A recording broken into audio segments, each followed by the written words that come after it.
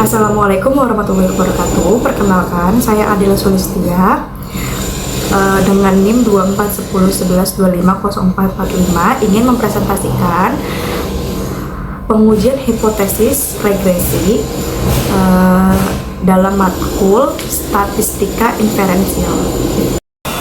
Apa itu analisis regresi? Regresi adalah metode analisis statistik yang digunakan untuk melihat pengaruh antara dua atau lebih variabel.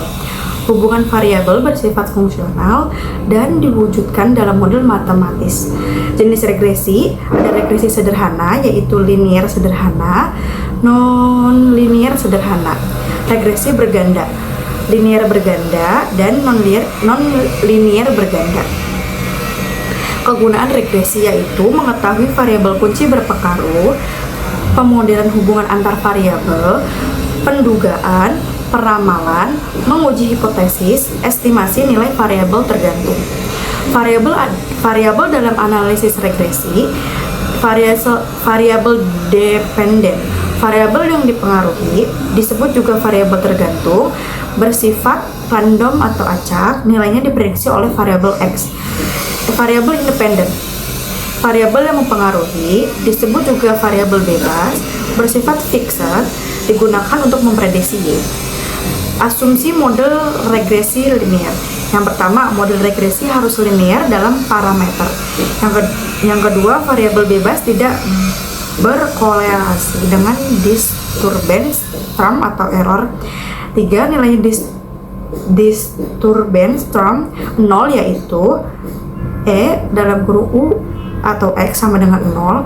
Varian untuk masing-masing error term kesalahan adalah konstan. Yang kelima, tidak terjadi autokorelasi antar residual.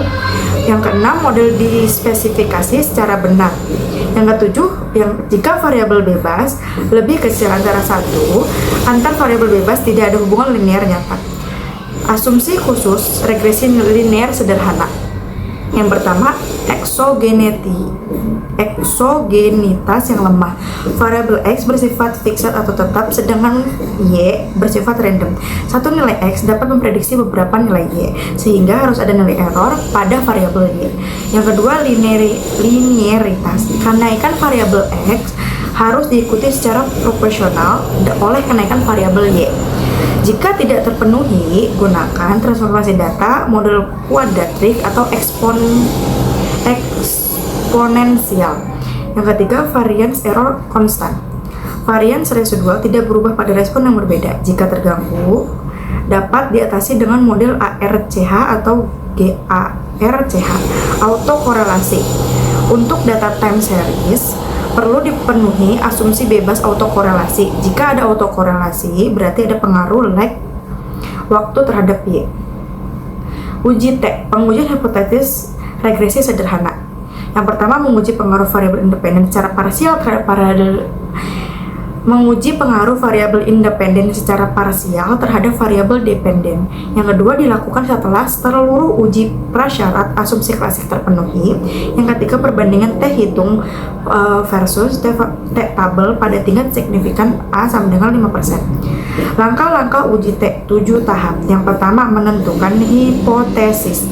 Yang kedua, menentukan signifikansi. Yang ketiga, menentukan T hitung. Yang keempat, menentukan T tabel. Yang kelima, kriteria pengujian.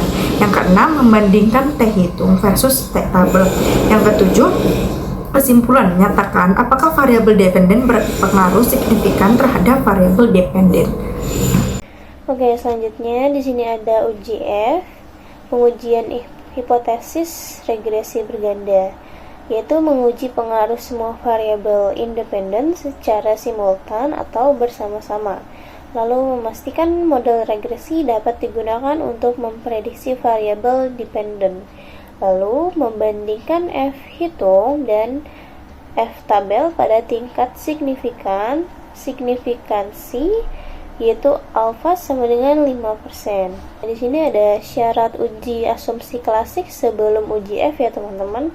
Yang pertama itu ada uji normalitas, yaitu memastikan residual berdistribusi normal.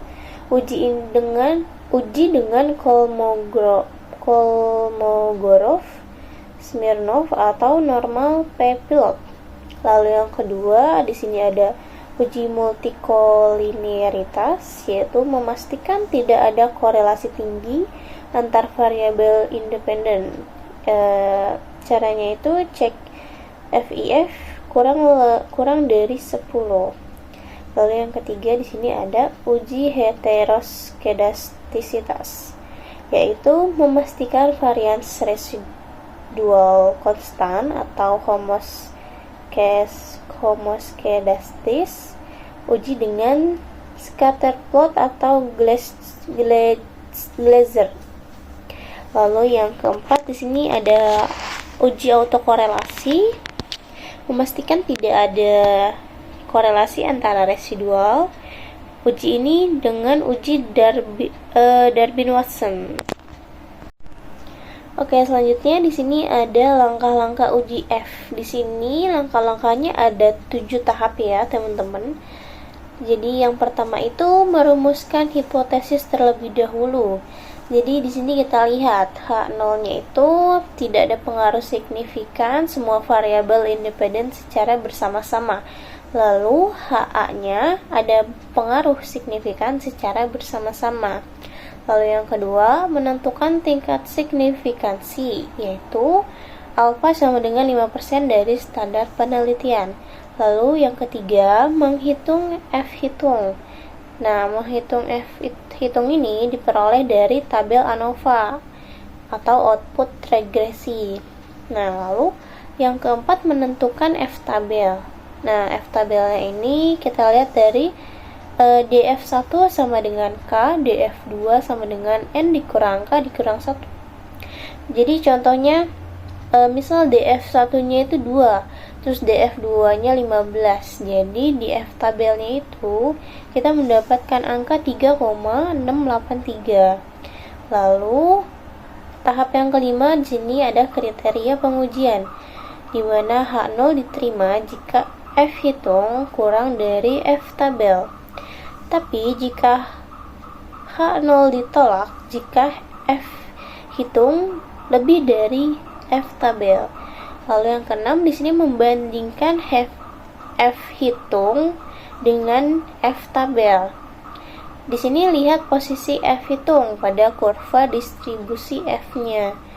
Jadi, kesimpulannya, nyatakan apakah semua variabel independen secara bersama-sama berpengaruh signifikan.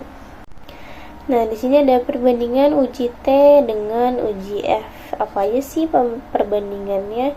Di sini kita lihat dari aspeknya dulu ya, teman-teman. Di sini aspeknya ada tujuan, ada jenis hipotesisnya, distribusi, DF keputusan, dan di Excel-nya. Nah, kita lihat satu persatu. Di tujuannya ini, kalau uji T dia uji pengaruh parsial atau per variabel, sedangkan uji F dia uji pengaruh simultan atau semua variabel. Nah, kalau jenis regresinya, kalau uji T itu regresinya sederhana.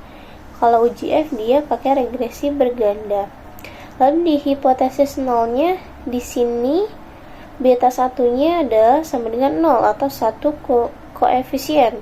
Tapi kalau di uji F di sini beta 1 sama dengan beta 2 sama dengan beta 3 sampai seterusnya sama dengan beta K sama dengan 0. Nah, lalu di distribusinya ini, kalau uji T itu distribusinya T student. Tapi kalau di uji F, dia distribusinya distribusi F atau Fisher. Lalu di DF-nya juga di sini beda ya, teman-teman. Kalau uji T-nya itu di sini DF-nya N dikurang K dikurang 1. Tapi kalau di uji F, dia DF-nya DF1-nya ini di K, lalu DF2-nya di N dikurang K dikurang 1.